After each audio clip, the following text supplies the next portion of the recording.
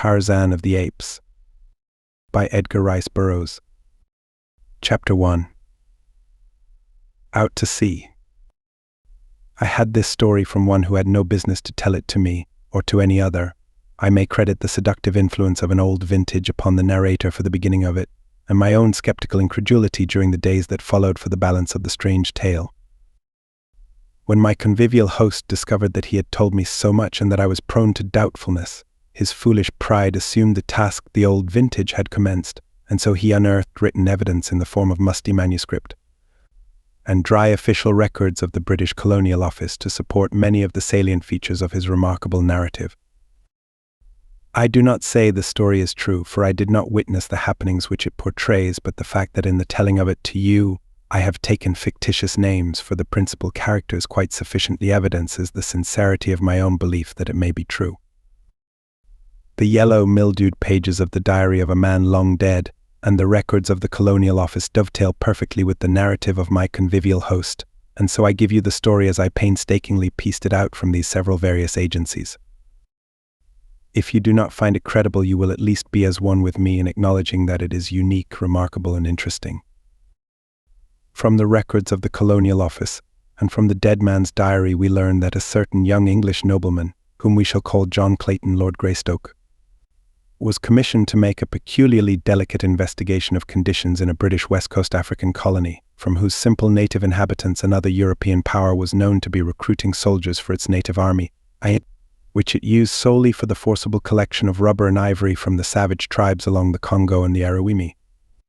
The natives of the British colony complained that many of their young men were enticed away through the medium of fair and glowing promises, but that few, if any, ever returned to their families. The Englishmen in Africa went even further, saying that these poor blacks were held in virtual slavery, since after their terms of enlistment expired their ignorance was imposed upon by their white officers, and they were told that they had yet several years to serve. And so the Colonial Office appointed John Clayton to a new post in British West Africa, but his confidential instructions centered on a thorough investigation of the unfair treatment of black British subjects by the officers of a friendly European power. Why he was sent is, however, of little moment to this story, for he never made an investigation, nor, in fact, did he ever reach his destination. Clayton was the type of Englishman that one likes best to associate with the noblest monuments of historic achievement upon 1,000 victorious battlefields, a strong, virile man mentally, morally, and physically. In stature he was above the average height, his eyes were grey, his features regular and strong, his carriage that of perfect, robust health influenced by his years of army training. Political ambition had caused him to seek transference from the army to the Colonial Office, and so we find him, still young, entrusted with a delicate and important commission in the service of the Queen.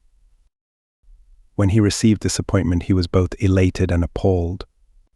The preferment seemed to him in the nature of a well-merited reward for painstaking and intelligent service, and as a stepping stone to posts of greater importance and responsibility, but, on the other hand, he had been married to the Hon.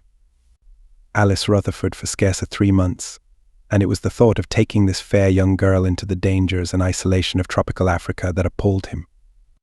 For her sake he would have refused the appointment, but she would not have it so. Instead, she insisted that he accept, and indeed take her with him. There were mothers and brothers and sisters and aunts and cousins to express various opinions on the subject, but as to what they severally advised, history is silent. We know only that on a bright May morning in 1888, John Lord Greystoke and Lady Alice sailed from Dover on their way to Africa. A month later they arrived at Freetown, where they chartered a small sailing vessel, the Fuwalda, which was to bear them to their final destination. And here John Lord Greystoke and Lady Alice, his wife, vanished from the eyes and from the knowledge of men. 2 months after they weighed anchor and cleared from the port of Freetown, 6 British war vessels were scouring the South Atlantic for trace of them or their little vessel, and it was almost immediately that the wreckage was found upon the shores of St. Helena, which convinced the world that the Fuwalda had gone down with all on board, and hence the search was stopped ere it had scarce begun, though hope lingered in longing hearts for many years.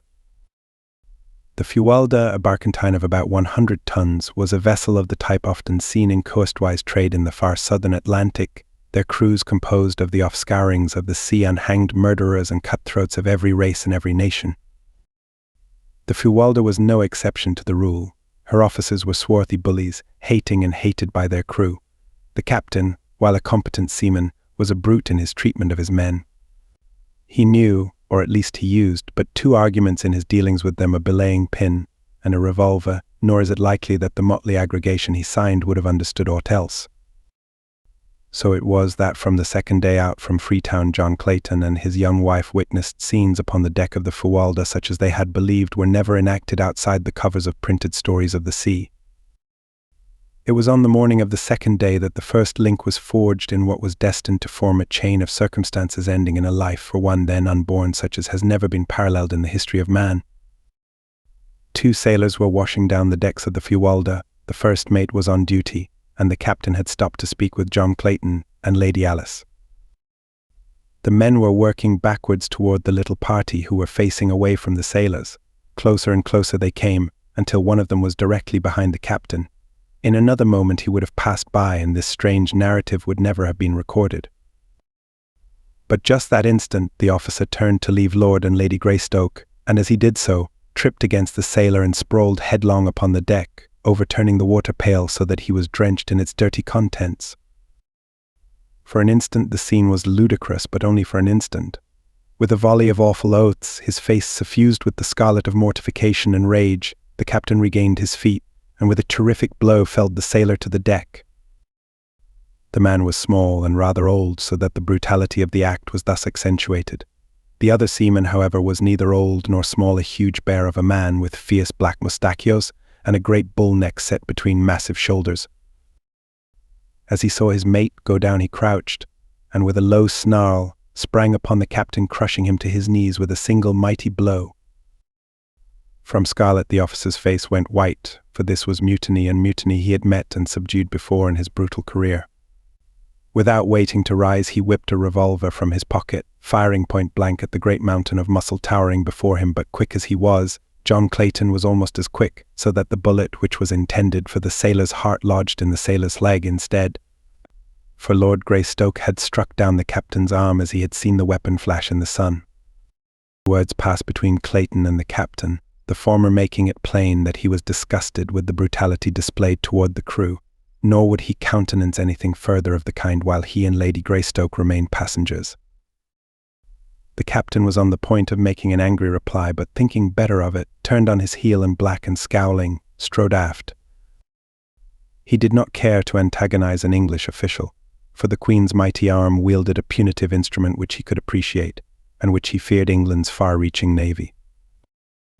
The two sailors picked themselves up, the older man assisting his wounded comrade to rise.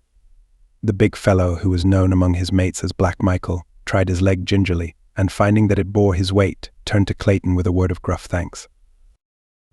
Though the fellow's tone was surly, his words were evidently well meant. Ere he had scarce finished his little speech he had turned and was limping off toward the forecastle with the very apparent intention of forestalling any further conversation. They did not see him again for several days, nor did the captain accord them more than the surliest of grunts when he was forced to speak to them. They took their meals in his cabin, as they had before the unfortunate occurrence, but the captain was careful to see that his duties never permitted him to eat at the same time. The other officers were coarse, illiterate fellows, but little above the villainous crew they bullied, and were only too glad to avoid social intercourse with the polished English noble and his lady, so that the Claytons were left very much to themselves. This in itself accorded perfectly with their desires, but it also rather isolated them from the life of the little ship, so that they were unable to keep in touch with the daily happenings which were to culminate so soon in bloody tragedy. There was in the whole atmosphere of the craft that undefinable something which presages disaster. Outwardly, to the knowledge of the Claytons, all went on as before upon the little vessel, but that there was an undertow leading them towards some unknown danger both felt, though they did not speak of it to each other. On the second day after the wounding of Black Michael, Clayton came on deck just in time to see the limp body of one of the crew being carried below by four of his fellows, while the first mate, a heavy belaying pin in his hand, stood glowering at the little party of sullen sailors. Clayton asked no questions he did not need to, and the following day, as the great lines of a British battleship grew out of the distant horizon, he half determined to demand that he and Lady Alice be put aboard her, for his fears were steadily increasing that nothing but harm could result from remaining on the lowering, sullen Fuwalda _. Toward noon they were within speaking distance of the British vessel, but when Clayton had nearly decided to ask the captain to put them aboard her, the obvious ridiculousness of such a request became suddenly apparent. What reason could he give the officer commanding Her Majesty's ship for desiring to go back in the direction from which he had just come? What if he told them that 2 insubordinate seamen had been roughly handled by their officers? They would but laugh in their sleeves and attribute his reason for wishing to leave the ship to but one thing: cowardice. John Clayton, Lord Greystoke, did not ask to be transferred to the British man-of-war. Late in the afternoon he saw her upper works fade below the far horizon, but not before he learned that which confirmed his greatest fears, and caused him to curse the false pride which had restrained him from seeking safety for his young wife a few short hours before. When safety was within reach, a safety which was now gone forever. It was mid-afternoon that brought the little old sailor, who had been felled by the captain a few days before, to where Clayton and his wife stood by the ship's side watching the ever-diminishing outlines of the great battleship. The old fellow was polishing brasses, and as he came edging along until close to Clayton he said, in an undertone, "Else to pay, sir, on this aircraft, and mark my word for it, sir, else to pay." "What do you mean, my good fellow?" asked Clayton. "Why, hasn't ye seen what's going on? Hasn't ye heard that devil's spawn of a captain and his mates knocking the bloomin' lights out in half the crew? 2 busted eads yesterday and 3 today. Black Michael's as good as new agin, and he's not the bully to stand for it, not Ian, mark my word for it, sir." "You mean, my man, that the crew contemplates mutiny?" asked Clayton. "Mutiny!" exclaimed the old fellow. "Mutiny? They means murder, sir, and mark my word for it, sir." "When?" "Hit's comin', sir, hit's comin', but I'm not a-sayin' when, and I've said too damn much now, but ye was a good sort t'other day, and I thought it no more en right to warn ye. But keep a still tongue in yer eed, and when ye hear shootin', git below and stay there." "That's all, only keep a still tongue in yer eed, or they'll put a pill between yer ribs, and mark my word for it, sir." And the old fellow went on with his polishing, which carried him away from where the Claytons were standing. "Deuced cheerful outlook," Alice said. "Clayton, you should warn the captain at once, John. Possibly the trouble may yet be averted," she said. "I suppose I should, but yet from purely selfish motives I am almost prompted to keep a still tongue in my head. Whatever they do now, they will spare us in recognition of my stand for this fellow Black Michael. But should they find that I had betrayed them, there would be no mercy shown us, Alice." "You have but one duty, John, and that lies in the interest of vested authority. If you do not warn the captain, you are as much a party to whatever follows as though you had helped to plot and carry it out with your own head and hands." "You do not understand, dear," replied Clayton. "It is of you I am thinking. There lies my first duty. The captain has brought this condition upon himself, so why then should I risk subjecting my wife to unthinkable horrors in a probably futile attempt to save him from his own brutal folly? You have no conception, dearest, of what would follow were this pack of cutthroats to gain control of the Fualda_. Duty is duty, John, and no amount of sophistries may change it. I would be a poor wife for an English lord were I to be responsible for his shirking a plain duty. I realize the danger which must follow, but I can face it with you." "Have it as you will then, Alice," he answered, smiling. "Maybe we are borrowing trouble. While I do not like the looks of things on board this ship, they may not be so bad after all, for it is possible that the ancient mariner was but voicing the desires of his wicked old heart rather than speaking of real facts. Mutiny on the high sea may have been common 100 years ago, but in this good year 1888, it is the least likely of happenings. But there goes the captain to his cabin now. If I am going to warn him, I might as well get the beastly job over, for I have little stomach to talk with the brute at all." So saying, he strolled carelessly in the direction of the companionway through which the captain had passed, and a moment later was knocking at his door. "Come in," growled the deep tones of that surly officer. And when Clayton had entered and closed the door behind him, "Well, I have come to report the gist of a conversation I heard today, because I feel that, while there may be nothing to it, it is as well that you be forearmed. In short, the men contemplate mutiny and murder." "It's a lie," roared the captain. "And if you have been interfering again with the discipline of this ship, or meddling in affairs that don't concern you, you can take the consequences and be damned. I don't care whether you are an English lord or not. I'm captain of this here ship, and from now on you keep your meddling nose out of my business." The captain had worked himself up to such a frenzy of rage that he was fairly purple of face, and he shrieked the last words at the top of his voice, emphasizing his remarks by a loud thumping of the table with one huge fist and shaking the other in Clayton's face. Greystoke never turned a hair but stood eyeing the excited man with level gaze. "Captain Billings," he drawled, "finally, if you will pardon my candor, I might remark that you are something of an ass." Whereupon he turned and left the captain with the same indifferent ease that was habitual with him, and which was more surely calculated to raise the ire of a man of Billings' class than a torrent of invective. So whereas the captain might easily have been brought to regret his hasty speech had Clayton attempted to conciliate him, his temper was now irrevocably set in the mold in which Clayton had left it, and the last chance of their working together for their common good was gone. "Well," Alice said, Clayton, as he rejoined his wife, "I might have saved my breath. The fellow proved most ungrateful. Fairly jumped at me like a mad dog. He and his blasted old ship may hang for aught I care. And until we are safely off the thing, I shall spend my energies in looking after our own welfare. And I rather fancy the first step to that end should be to go to our cabin and look over my revolvers. I am sorry now that we packed the larger guns and the ammunition with the stuff below." They found their quarters in a bad state of disorder. Clothing from their open boxes and bags strewed the little apartment, and even their beds had been torn to pieces. "Evidently someone was more anxious about our belongings than we," said Clayton. "Let's have a look around, Alice, and see what's missing."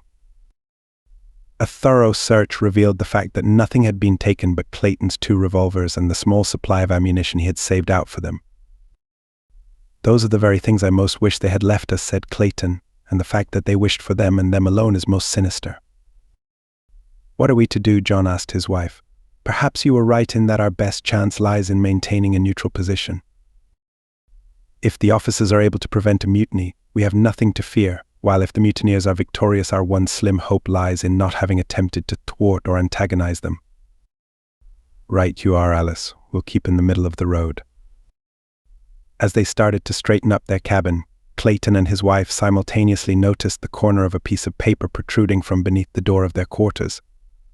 As Clayton stooped to reach for it, he was amazed to see it move further into the room, and then he realized that it was being pushed inward by someone from without. Quickly and silently he stepped toward the door, but as he reached for the knob to throw it open, his wife's hand fell upon his wrist. "No, John," she whispered. "They do not wish to be seen, and so we cannot afford to see them. Do not forget that we are keeping to the middle of the road." Clayton smiled and dropped his hand to his side. Thus they stood watching the little bit of white paper until it finally remained at rest upon the floor just inside the door. Then Clayton stooped and picked it up. It was a bit of grimy, white paper roughly folded into a ragged square. Opening it, they found a crude message printed almost illegibly and with many evidences of an unaccustomed task. Translated, it was a warning to the Claytons to refrain from reporting the loss of the revolvers, or from repeating what the old sailor had told them to refrain on pain of death. "I rather imagine we'll be good," said Clayton with a rueful smile. "About all we can do is to sit tight and wait for whatever may come." Chapter 2. The Savage Home. Nor did they have long to wait, for the next morning as Clayton was emerging on deck for his accustomed walk before breakfast, a shot rang out, and then another and another. The sight which met his eyes confirmed his worst fears. Facing the little knot of officers was the entire motley crew of the Fuwalda, and at their head stood Black Michael. At the first volley from the officers, the men ran for shelter, and from points of vantage behind masts, wheelhouse and cabin, they returned the fire of the 5 men who represented the hated authority of the ship. 2 of their number had gone down before the captain's revolver. They lay where they had fallen between the combatants, but then the first mate lunged forward upon his face, and at a cry of command from Black Michael the mutineers charged the remaining 4. The crew had been able to muster but 6 firearms, so most of them were armed with boat hooks, axes, hatchets and crowbars. The captain had emptied his revolver and was reloading as the charge was made. The second mate's gun had jammed, and so there were but 2 weapons opposed to the mutineers as they bore down upon the officers, who now started to give back before the infuriated rush of their men. Both sides were cursing and swearing in a frightful manner, which, together with the reports of the firearms and the screams and groans of the wounded, turned the deck of the Fuwalda to the likeness of a madhouse. Before the officers had taken a dozen backward steps, the men were upon them. An axe in the hands of a burly Negro cleft the captain from forehead to chin, and an instant later the others were down dead or wounded from dozens of blows and bullet wounds. Short and grisly had been the work of the mutineers of the Fuwalda, and through it all John Clayton had stood leaning carelessly beside the companionway, puffing meditatively upon his pipe, as though he had been but watching an indifferent cricket match. As the last officer went down, he thought it was time that he returned to his wife, lest some members of the crew find her alone below. Though outwardly calm and indifferent, Clayton was inwardly apprehensive and wrought up, for he feared for his wife's safety at the hands of these ignorant, half-brutes into whose hands fate had so remorselessly thrown them. As he turned to descend the ladder, he was surprised to see his wife standing on the steps almost at his side. "How long have you been here, Alice?" "Since the beginning," she replied. "How awful, John. Oh, how awful.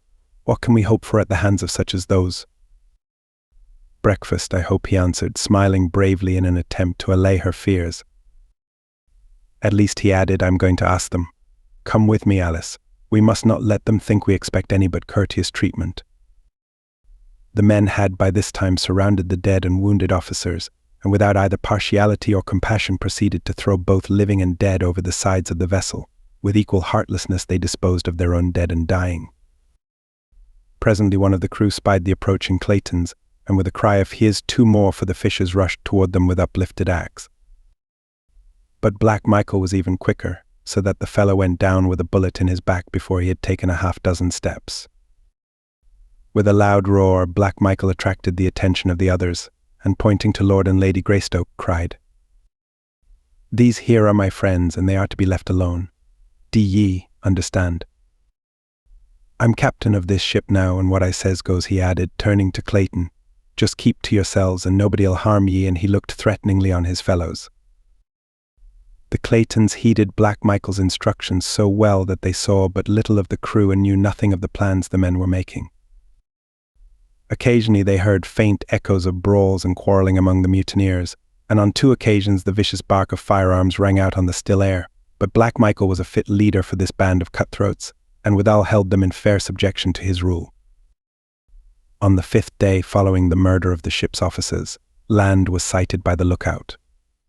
Whether island or mainland, Black Michael did not know, but he announced to Clayton that if investigation showed that the place was habitable, he and Lady Greystoke were to be put ashore with their belongings. "You'll be all right there for a few months," he explained, "and by that time we'll have been able to make an inhabited coast somewhere and scatter a bit.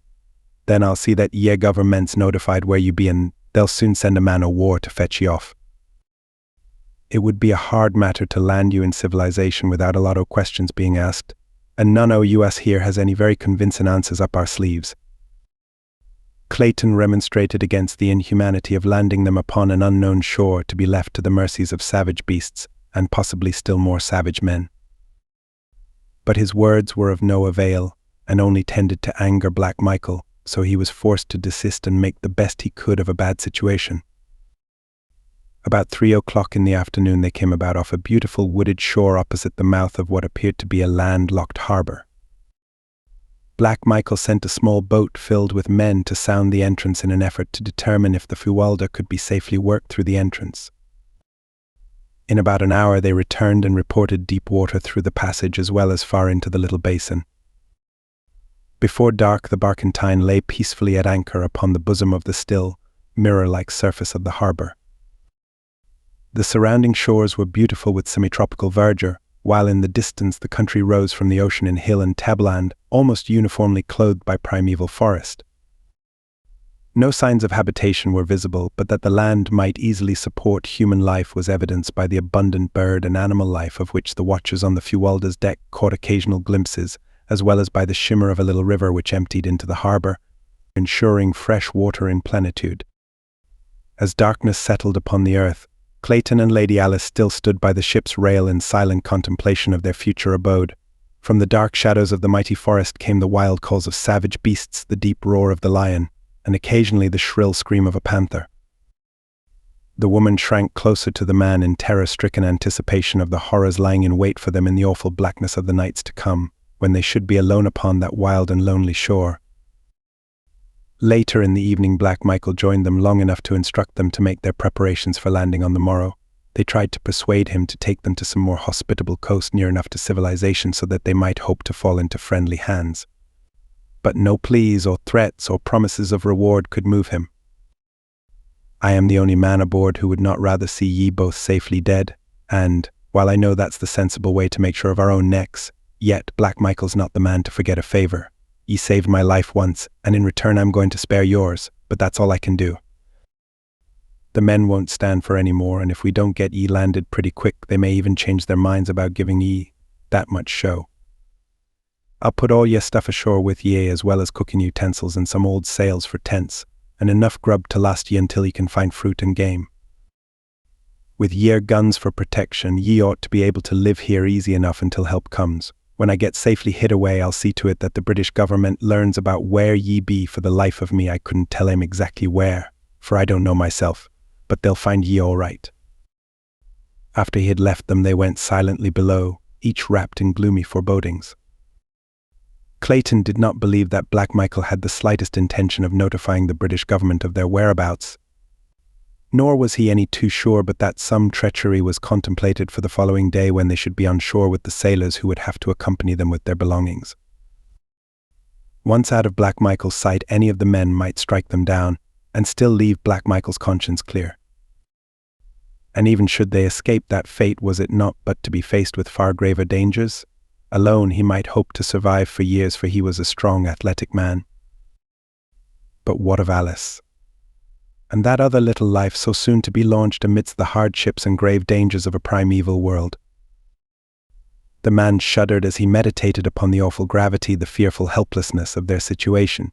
But it was a merciful providence which prevented him from foreseeing the hideous reality which awaited them in the grim depths of that gloomy wood. Early next morning, their numerous chests and boxes were hoisted on deck and lowered to waiting small boats for transportation to shore. There was a great quantity and variety of stuff, as the Claytons had expected a possible 5 to 8 years' residence in their new home. Thus, in addition to the many necessities they had brought, there were also many luxuries. Black Michael was determined that nothing belonging to the Claytons should be left on board. Whether out of compassion for them or in furtherance of his own self-interests, it would be difficult to say. There was no question but that the presence of property of a missing British official upon a suspicious vessel would have been a difficult thing to explain in any civilized port in the world. So zealous was he in his efforts to carry out his intentions that he insisted upon the return of Clayton's revolvers to him by the sailors in whose possession they were. Into the small boats were also loaded salt meats and biscuit, with a small supply of potatoes and beans, matches and cooking vessels, a chest of tools, and the old sails which Black Michael had promised them. As though himself fearing the very thing which Clayton had suspected, Black Michael accompanied them to shore, and was the last to leave them when the small boats, having filled the ship's casks with fresh water, were pushed out toward the waiting Fualda underscore. As the boats moved slowly over the smooth waters of the bay, Clayton and his wife stood silently watching their departure, in the breasts of both a feeling of impending disaster and utter hopelessness. And behind them, over the edge of a low ridge, other eyes watched, close-set, wicked eyes, gleaming beneath shaggy brows. As the Fualda passed through the narrow entrance to the harbor and out of sight behind a projecting point, Lady Alice threw her arms about Clayton's neck and burst into uncontrolled sobs. Bravely had she faced the dangers of the mutiny. With heroic fortitude she had looked into the terrible future, but now that the horror of absolute solitude was upon them, her overwrought nerves gave way, and the reaction came. He did not attempt to check her tears. It were better that nature have her way in relieving these long-pent emotions, and it was many minutes before the girl, little more than a child she was, could again gain mastery of herself. "Oh, John," she cried at last, the horror of it. "What are we to do? What are we to do? What are we to do?" "There is but one thing to do, Alice," and he spoke as quietly as though they were sitting in their snug living room at home, "and that is work. Work must be our salvation. We must not give ourselves time to think, for in that direction lies madness. We must work and wait. I am sure that relief will come, and come quickly, when once it is apparent that the Fualda has been lost, even though Black Michael does not keep his word to us." "But John, if it were only you and I," she sobbed, "we could endure it." "I know, but—" Yes, dear, he answered gently, I have been thinking of that also, but we must face it, as we must face whatever comes, bravely and with the utmost confidence in our ability to cope with circumstances whatever they may be. Hundreds of thousands of years ago, our ancestors of the dim and distant past faced the same problems which we must face, possibly in these same primeval forests. That we are here today evidences their victory. What they did may we not do. And even better, for are we not armed with ages of superior knowledge, and have we not the means of protection, defense, and sustenance which science has given us, but of which they were totally ignorant?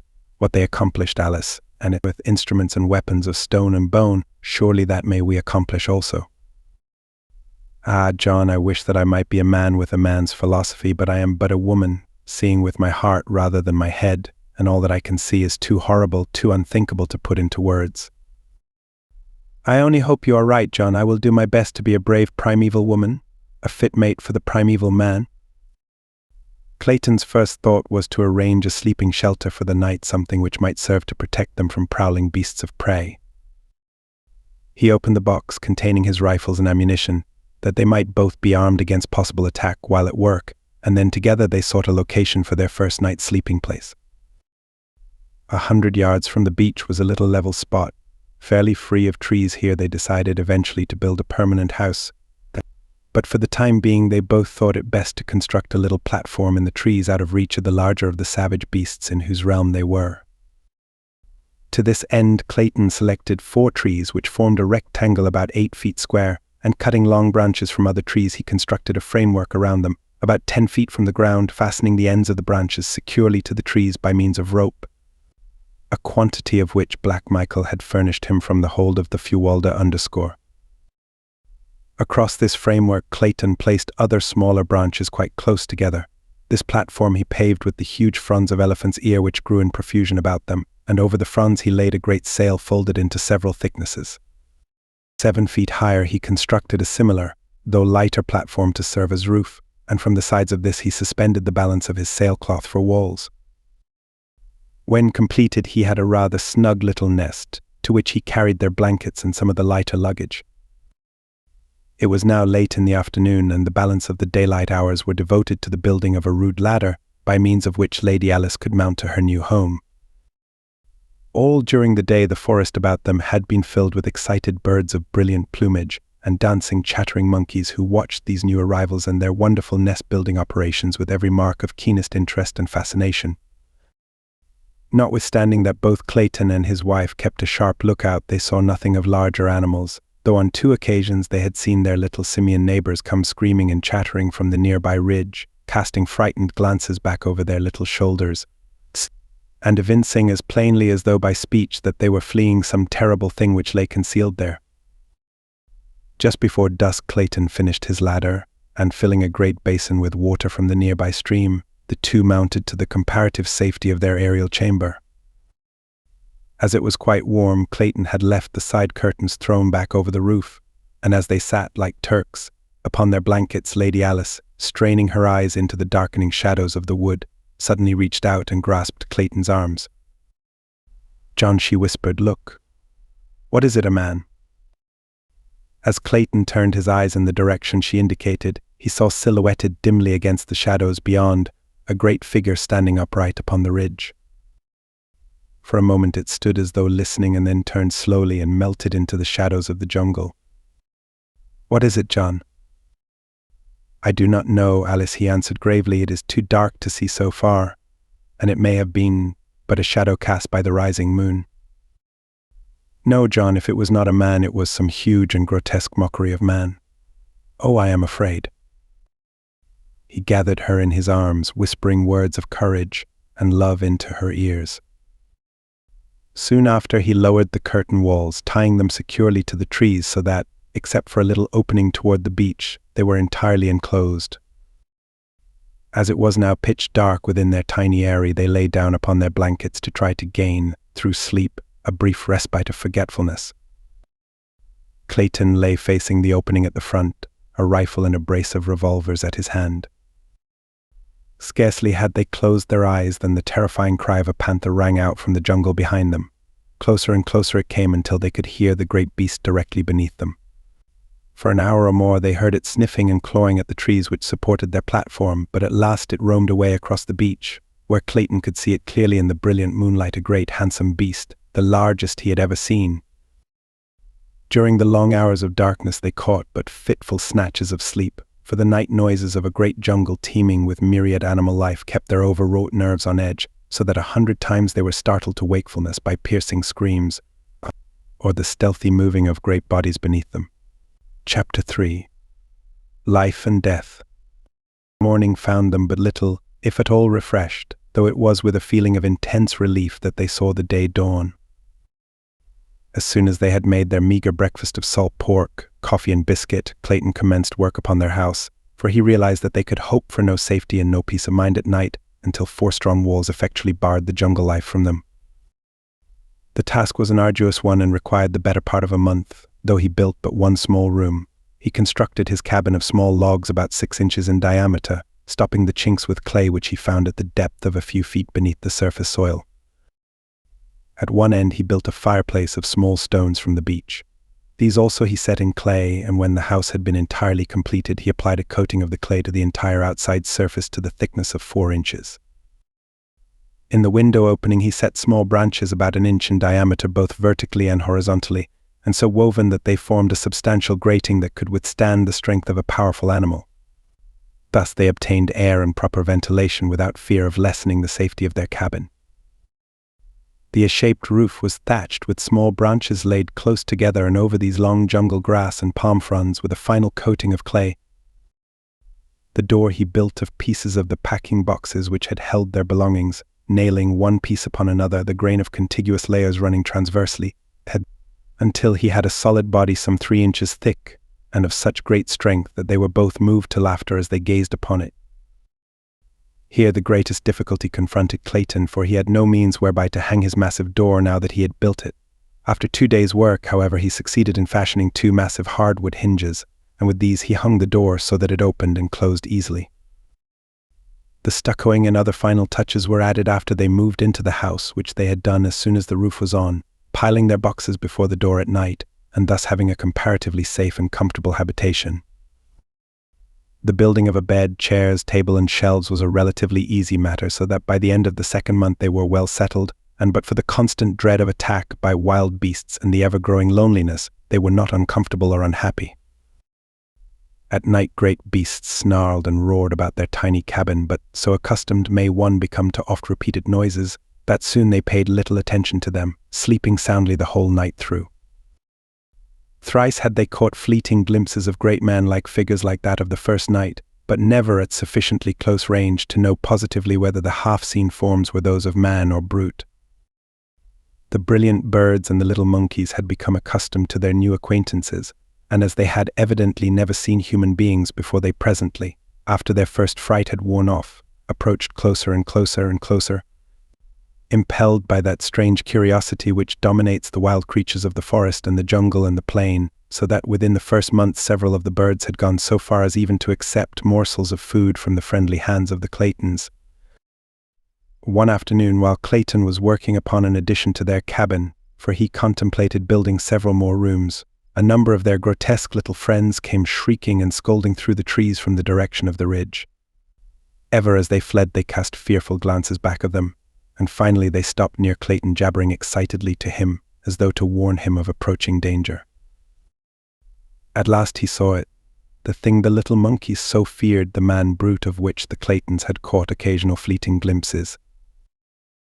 It was approaching through the jungle in a semi-erect position, now and then placing the backs of its closed fists upon the ground, a great anthropoid ape, and as it advanced it emitted deep guttural growls and an occasional low barking sound.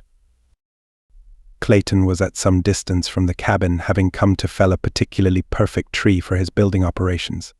Grown careless from months of continued safety, during which time he had seen no dangerous animals during the daylight hours, he had left his rifles and revolvers all within the little cabin, and now that he saw the great ape crashing through the underbrush directly toward him, and from a direction which practically cut him off from escape, he felt a vague little shiver play up and down his spine.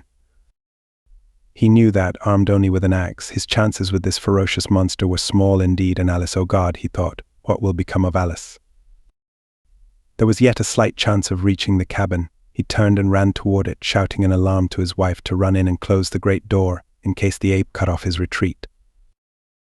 Lady Greystoke had been sitting a little way from the cabin, and when she heard his cry she looked up to see the ape springing with almost incredible swiftness, for so large and awkward an animal, in an effort to head off Clayton.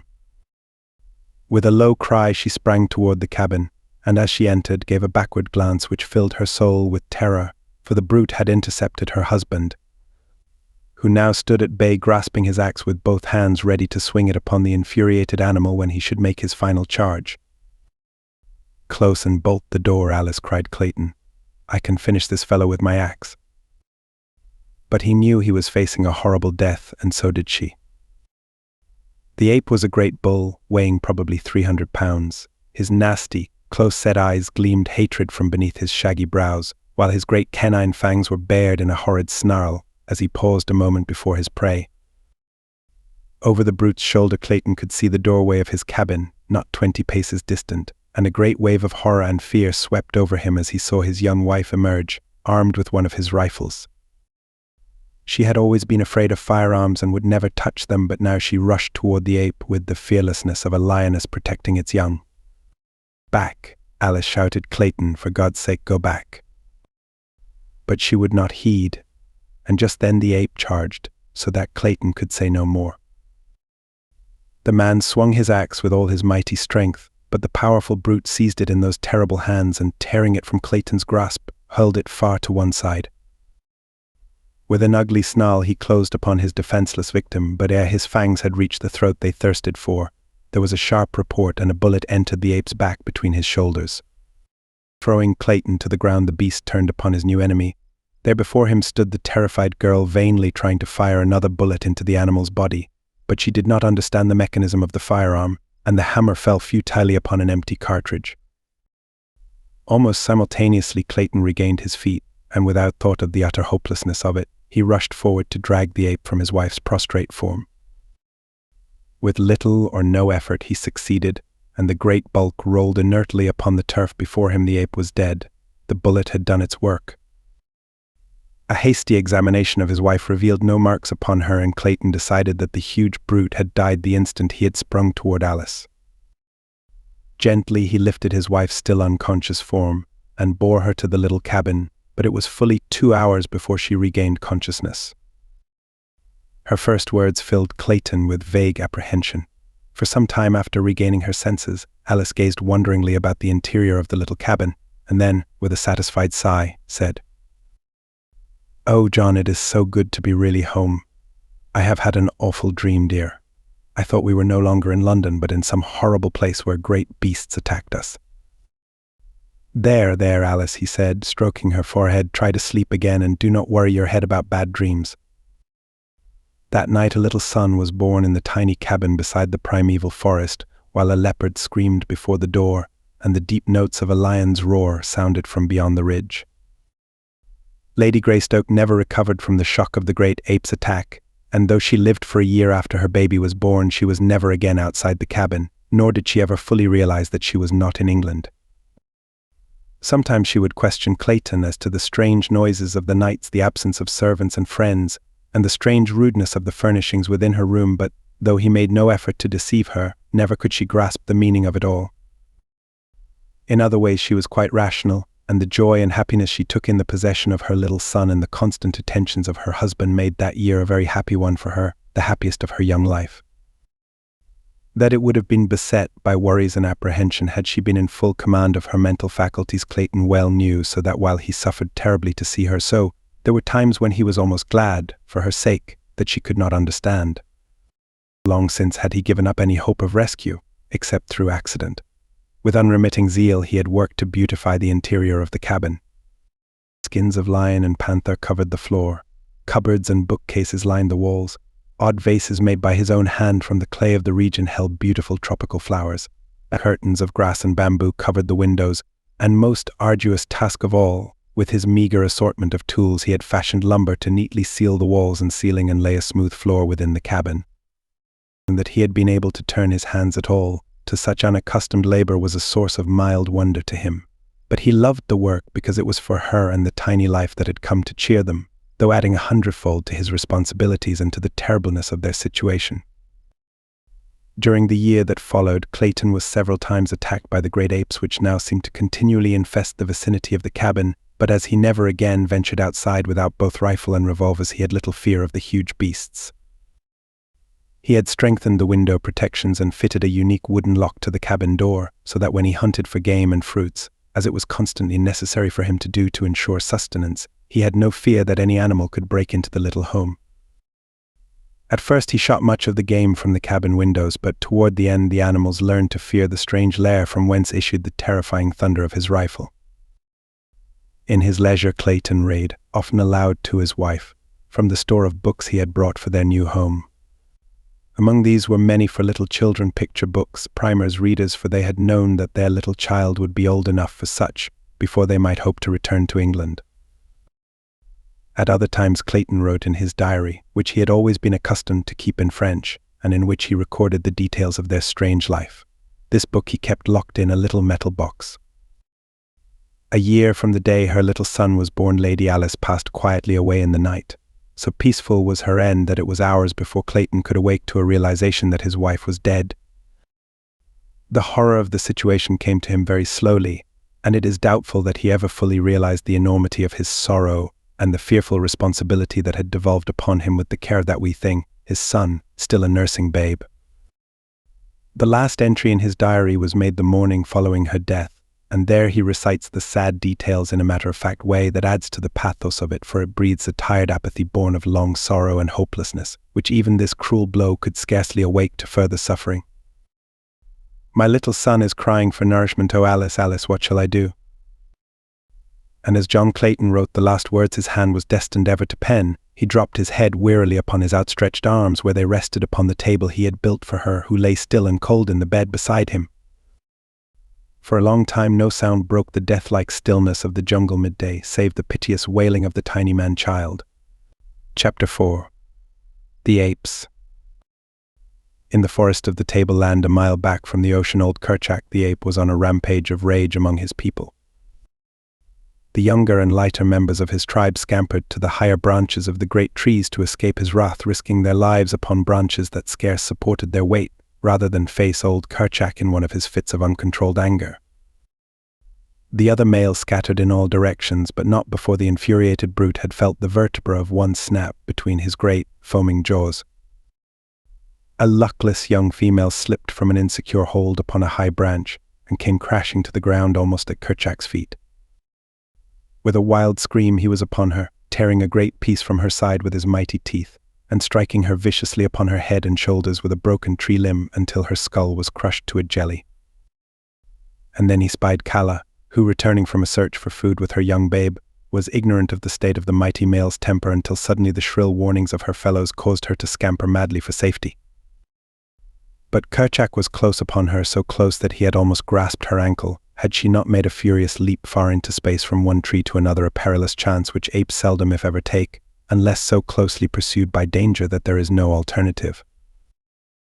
She made the leap successfully, but as she grasped the limb of the further tree the sudden jar loosened the hold of the tiny babe where it clung frantically to her neck, and she saw the little thing hurled, turning and twisting, to the ground 30 feet below.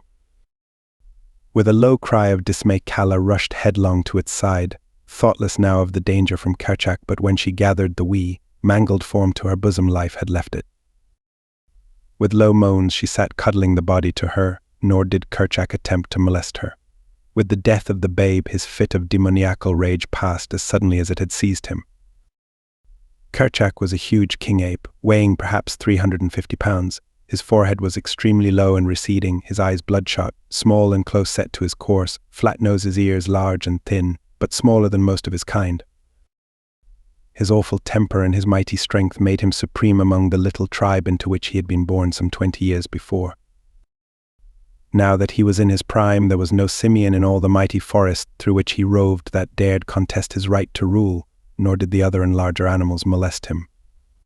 Old Tantor, the elephant, alone of all the wild savage life, feared him not, and he alone did Kerchak fear. When Tantor trumpeted, the great ape scurried with his fellows high among the trees of the second terrace.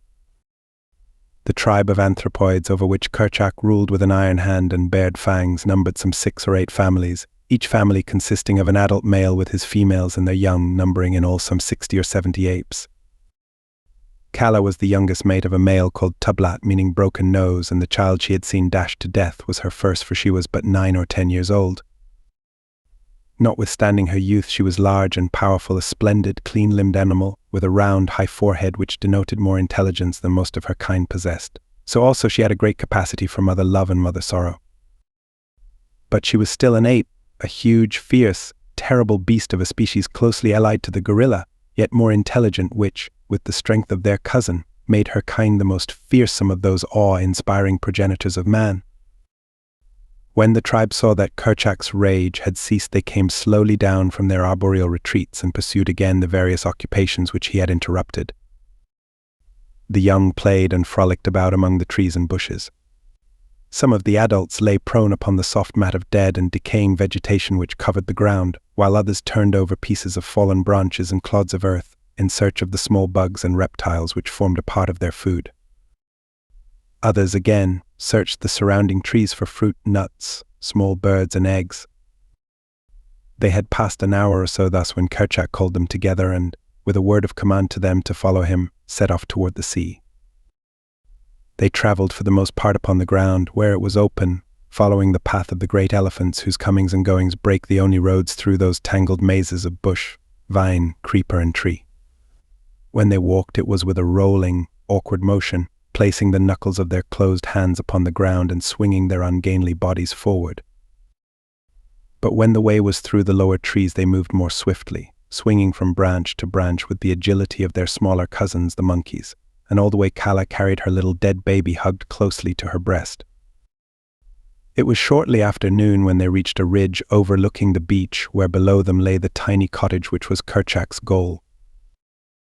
He had seen many of his kind go to their deaths before the loud noise made by the little black stick in the hands of the strange white ape who lived in that wonderful lair, and Kerchak had made up his brute mind to own that death-dealing contrivance, and to explore the interior of the mysterious den. He wanted, very, very much, to feel his teeth sink into the neck of the queer animal that he had learned to hate and fear, and because of this he came often with his tribe to reconnoiter, waiting for a time when the white ape should be off his guard. Of late they had quit attacking, or even showing themselves, for every time they had done so in the past, the little stick had roared out its terrible message of death to some member of the tribe. Today there was no sign of the man about, and from where they watched, they could see that the cabin door was open. Slowly, cautiously, and noiselessly they crept through the jungle toward the little cabin. There were no growls, no fierce screams of rage. The little black stick had taught them to come quietly lest they awaken it. On they came until Kerchak himself slunk stealthily to the very door and peered within. Behind him were 2 males, and then Kala, closely straining the little dead form to her breast. Inside the den they saw the strange white ape lying half across a table, his head buried in his arms, and on the bed lay a figure covered by a sailcloth, while from a tiny rustic cradle came the plaintive wailing of a babe. Noiselessly Kerchak entered, crouching for the charge, and then John Clayton rose with a sudden start and faced them. The sight that met his eyes must have frozen him with horror, for there, within the door, stood 3 great bull apes, while behind them crowded many more, how many he never knew, for his revolvers were hanging on the far wall beside his rifle, and Kerchak was charging. When the king ape released the limp form which had been John Clayton, Lord Greystoke, he turned his attention toward the little cradle, but Kala was there before him, and when he would have grasped the child, she snatched it herself, and before he could intercept her, she had bolted through the door and taken refuge in a high tree. As she took up the little live baby of Alice Clayton, she dropped the dead body of her own into the empty cradle, for the wail of the living had answered the call of universal motherhood within her wild breast, which the dead could not still. High up among the branches of a mighty tree, she hugged the shrieking infant to her bosom, and soon the instinct that was as dominant in this fierce female as it had been in the breast of his tender and beautiful mother, the instinct of mother love, reached out to the tiny man-child's half-formed understanding, and he became quiet. Then hunger closed the gap between them, and the son of an English lord and an English lady nursed at the breast of Kala, the great ape. In the meantime, the beasts within the cabin were warily examining the contents of this strange lair. Once satisfied that Clayton was dead, Kerchak turned his attention to the thing which lay upon the bed, covered by a piece of sailcloth. Gingerly he lifted one corner of the shroud, but when he saw the body of the woman beneath, he tore the cloth roughly from her form and seized the still white throat in his huge, hairy hands. A moment he let his fingers sink deep into the cold flesh, and then, realizing that she was already dead, he turned from her to examine the contents of the room, nor did he again molest the body of either Lady Alice or Sir John. The rifle hanging upon the wall caught his first attention. It was for this strange, death-dealing thunderstick that he had yearned for months, but now that it was within his grasp, he scarcely had the temerity to seize it. Cautiously he approached the thing, ready to flee precipitately should it speak in its deep roaring tones as he had heard it speak before, the last words to those of his kind who, through ignorance or rashness, had attacked the wonderful white ape that had borne it. Deep in the beast's intelligence was something which assured him that the thunderstick was only dangerous when in the hands of one who could manipulate it, but yet it was several minutes ere he could bring himself to touch it. Instead, he walked back and forth along the floor before it, turning his head so that never once did his eyes leave the object of his desire. Using his long arms as a man uses crutches, and rolling his huge carcass from side to side with each stride, the great king ape paced to and fro, uttering deep growls, occasionally punctuated with the ear-piercing scream, than which there is no more terrifying noise in all the jungle. Presently he halted before the rifle. Slowly he raised a huge hand until it almost touched the shining barrel, only to withdraw it once more and continue his hurried pacing. It was as though the great brute, by this show of fearlessness, and through the medium of his wild voice, was endeavoring to bolster up his courage to the point which would permit him to take the rifle in his hand. Again he stopped, and this time succeeded in forcing his reluctant hand to the cold steel, only to snatch it away almost immediately and resume his restless beat. Time after time this strange ceremony was repeated, but on each occasion with increased confidence, until finally the rifle was torn from its hook and lay in the grasp of the great brute. Finding that it harmed him not, Kerchak began to examine it closely. He felt of it from end to end, peered down the black depths of the muzzle, fingered the sights, the breech, the stock, and finally the trigger. During all these operations the apes who had entered sat huddled near the door watching their chief, while those outside strained and crowded to catch a glimpse of what transpired within. Suddenly Kerchak's finger closed upon the trigger. There was a deafening roar in the little room, and the apes sat and beyond the door fell over one another in their wild anxiety to escape. Kerchak was equally frightened, so frightened, in fact, that he quite forgot to throw aside the author of that fearful noise, but bolted for the door with it tightly clutched in one hand. As he passed through the opening, the front sight of the rifle caught upon the edge of the inswung door with sufficient force to close it tightly after the fleeing ape. When Kerchak came to a halt a short distance from the cabin and discovered that he still held the rifle, he dropped it as he might have dropped a red-hot iron, nor did he again attempt to recover it. The noise was too much for his brute nerves. But he was now quite convinced that the terrible stick was quite harmless by itself if left alone. It was an hour before the apes could again bring themselves to approach the cabin to continue their investigations, and when they finally did so, they found to their chagrin that the door was closed and so securely fastened that they could not force it. The cleverly constructed latch which Clayton had made for the door had sprung as Kerchak passed out, nor could the apes find means of ingress through the heavily barred windows. After roaming about the vicinity for a short time, they started back for the deeper forests and the higher land from whence they had come. Kala had not once come to earth with her little adopted babe, but now Kerchak called to her to descend with the rest, and as there was no note of anger in his voice, she dropped lightly from branch to branch and joined the others on their homeward march.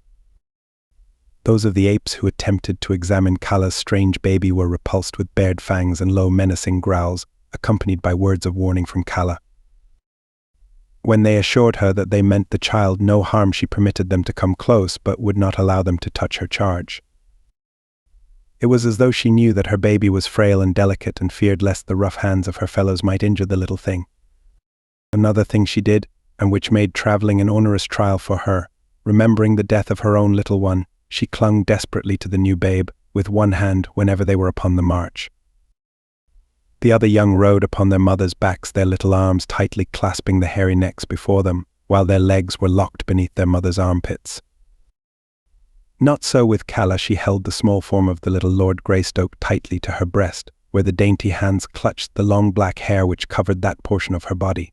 She had seen one child fall from her back to a terrible death, and she would take no further chances with this. Chapter 5. The White Ape.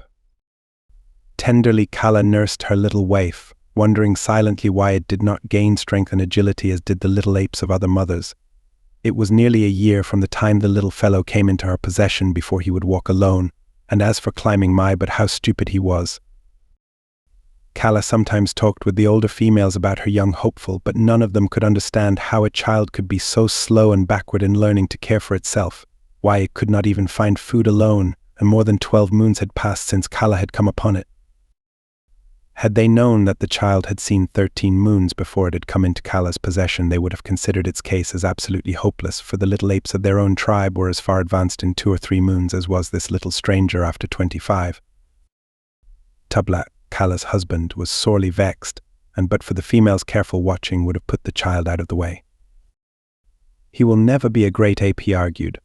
"Always will you have to carry him and protect him.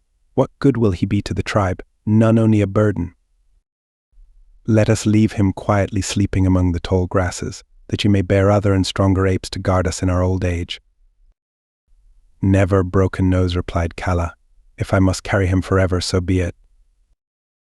And then Tublat went to Kerchak to urge him to use his authority with Calla and force her to give up little Tarzan, which was the name they had given to the tiny Lord Greystoke, and which meant white skin.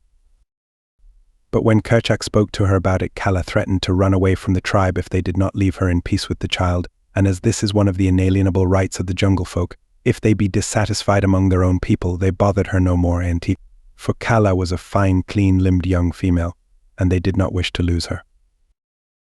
As Tarzan grew, he made more rapid strides, so that by the time he was 10 years old, he was an excellent climber, and on the ground could do many wonderful things which were beyond the powers of his little brothers and sisters. In many ways did he differ from them, and they often marveled at his superior cunning, but in strength and size he was deficient, for at 10 the great anthropoids were fully grown, some of them towering over 6 feet in height, while little Tarzan was still but a half-grown boy. Yet such a boy! From early childhood he had used his hands to swing from branch to branch after the manner of his giant mother, and as he grew older he spent hour upon hour daily speeding through the tree-tops with his brothers and sisters. He could spring 20 feet across space at the dizzy heights of the forest top, and grasp with unerring precision, and without apparent jar, a limb waving wildly in the path of an approaching tornado. He could drop 20 feet at a stretch from limb to limb in rapid descent to the ground, or he could gain the utmost pinnacle of the loftiest tropical giant with the ease and swiftness of a squirrel. Though but 10 years old, he was fully as strong as the average man of 30 and far more agile than the most practiced athlete ever becomes, and day by day his strength was increasing. His life among these fierce apes had been happy, for his recollection held no other life, nor did he know that there existed within the universe aught else than his little forest and the wild jungle animals with which he was familiar. He was nearly 10 before he commenced to realize that a great difference existed between himself and his fellows. His little body, burned brown by exposure, suddenly caused him feelings of intense shame, for he realized that it was entirely hairless, like some low snake or other reptile. He attempted to obviate this by plastering himself from head to foot with mud, but this dried and fell off. Besides, it felt so uncomfortable that he quickly decided that he preferred the shame to the discomfort. In the higher land which his tribe frequented was a little lake, and it was here that Tarzan first saw his face in the clear, still waters of its bosom. It was on a sultry day of the dry season that he and one of his cousins had gone down to the bank to drink. As they leaned over, both little faces were mirrored on the placid pool, the fierce and terrible features of the ape beside those of the aristocratic son of an old English house. Tarzan was appalled. It had been bad enough to be hairless, but to own such a countenance, he wondered that the other apes could look at him at all. And that tiny slit of a mouth and those puny white teeth, how they looked beside the mighty lips and powerful fangs of his more fortunate brothers. And the little pinched nose of his, so thin was it that it looked half-starved. He turned red as he compared it with the beautiful broad nostrils of his companion. Such a generous nose, why it spread half across his face. It certainly must be fine to be so handsome, thought poor little Tarzan. But when he saw his own eyes, that was the final blow, a brown spot, a grey circle, and then blank whiteness. Frightful. Not even the snakes had such hideous eyes as he. So intent was he upon this personal appraisement of his features that he did not hear the parting of the tall grass behind him as a great body pushed itself stealthily through the jungle, nor did his companion the ape hear either, for he was drinking, and the noise of his sucking lips and gurgles of satisfaction drowned the quiet approach of the intruder. Not 30 paces behind the two she crouched Saber, the huge lioness lashing her tail. Cautiously she moved a great padded paw forward, noiselessly placing it before she lifted the next. Thus she advanced her belly low, almost touching the surface of the ground, a great cat preparing to spring upon its prey. Now she was within 10 feet of the two unsuspecting little playfellows. Carefully she drew her hind feet well up beneath her body, the great muscles rolling under the beautiful skin.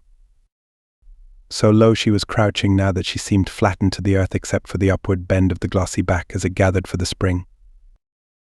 No longer the tail lashed quiet, and straight behind her it lay. An instant she paused thus as though turned to stone, and then with an awful scream she sprang. Saber, the lioness, was a wise hunter. To one less wise, the wild alarm of her fierce cry as she sprang would have seemed a foolish thing, for could she not more surely have fallen upon her victims had she but quietly leaped without that loud shriek? But Saber knew well the wondrous quickness of the jungle folk and their almost unbelievable powers of hearing. And to them the sudden scraping of one blade of grass across another was as effectual a warning as her loudest cry, and Saber knew that she could not make that mighty leap without a little noise. Her wild scream was not a warning. It was voiced to freeze her poor victims in a paralysis of terror for the tiny fraction of an instant, which would suffice for her mighty claws to sink into their soft flesh and hold them beyond hope of escape. So far as the ape was concerned, Saber reasoned correctly. The little fellow crouched trembling just an instant, but that instant was quite long enough to prove his undoing. Not so, however, with Tarzan, the man-child. His life amidst the dangers of the jungle had taught him to meet emergencies with self-confidence, and his higher intelligence resulted in a quickness of mental action far beyond the powers of the apes. So the scream of Saber, the lioness, galvanized the brain and muscles of little Tarzan into instant action. Before him lay the deep waters of the little lake, behind him certain death, a cruel death beneath tearing claws and rending fangs. Tarzan had always hated water except as a medium for quenching his thirst. He hated it because he connected it with the chill and discomfort of the torrential rains, and he feared it for the thunder and lightning and wind which accompanied them. The deep waters of the lake he had been taught by his wild mother to avoid, and further had he not seen little Nita sink beneath its quiet surface only a few short weeks before, never to return to the tribe.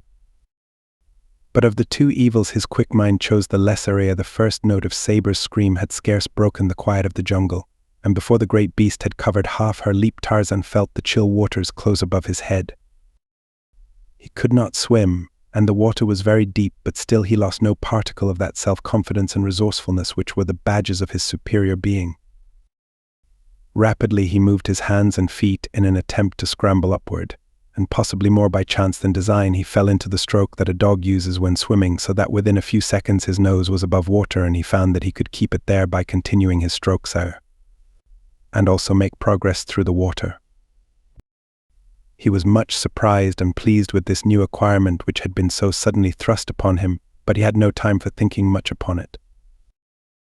He was now swimming parallel to the bank, and there he saw the cruel beast that would have seized him crouching upon the still form of his little playmate. The lioness was intently watching Tarzan, evidently expecting him to return to shore, but this the boy had no intention of doing.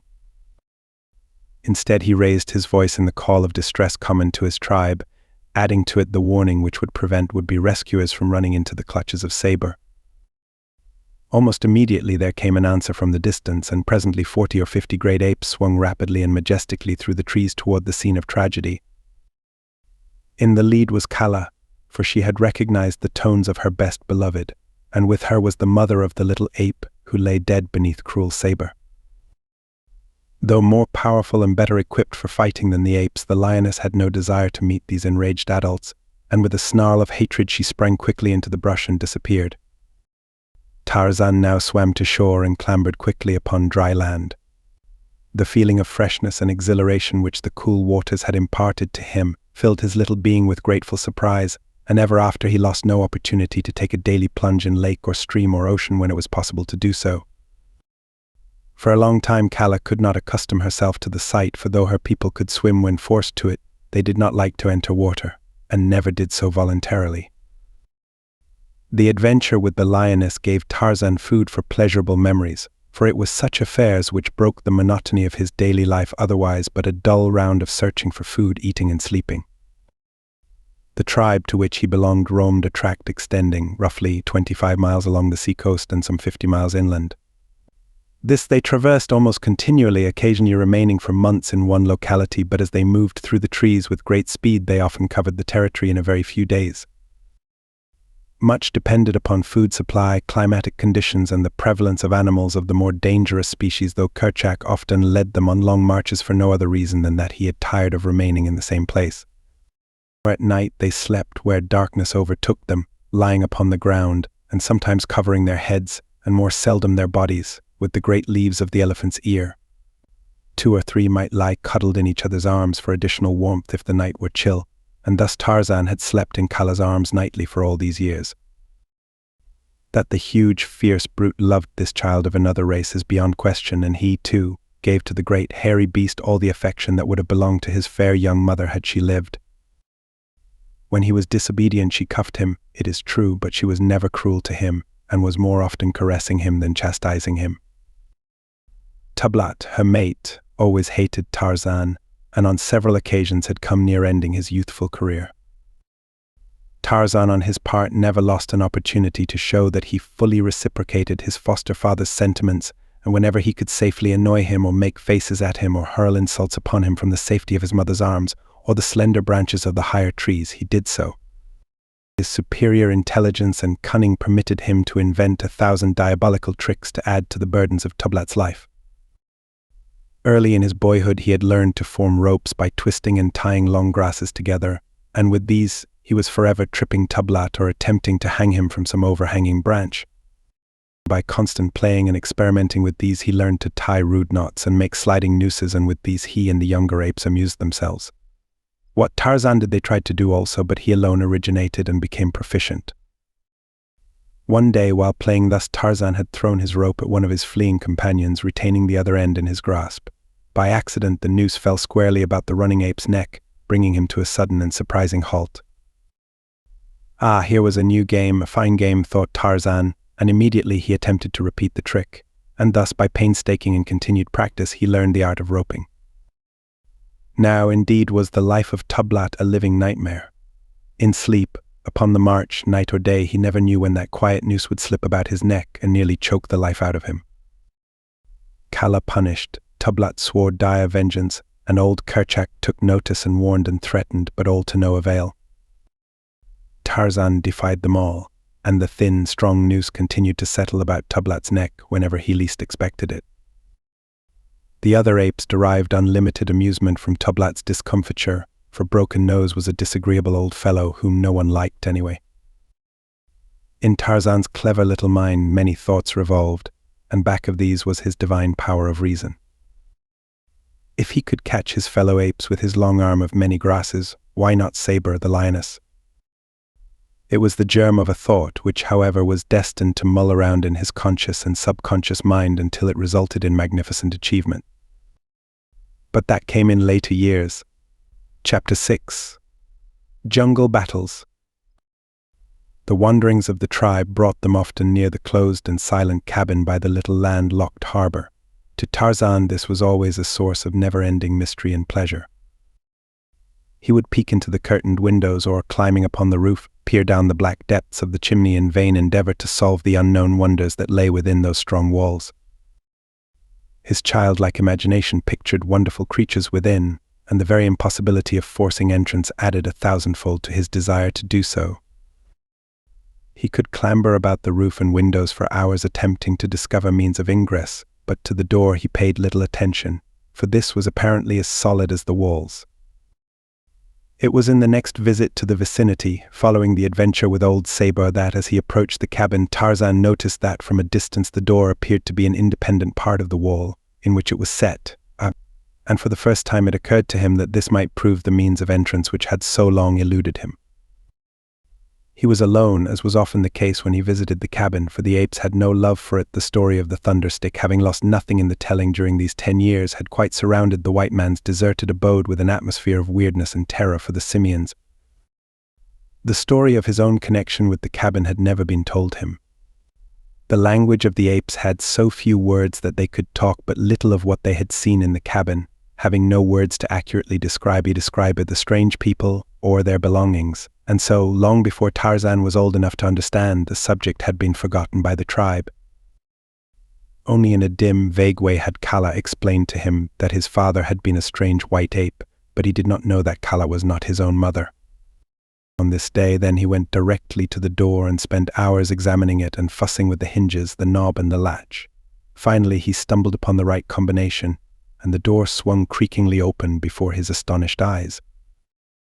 For some minutes he did not dare venture within, but finally, as his eyes became accustomed to the dim light of the interior, he slowly and cautiously entered.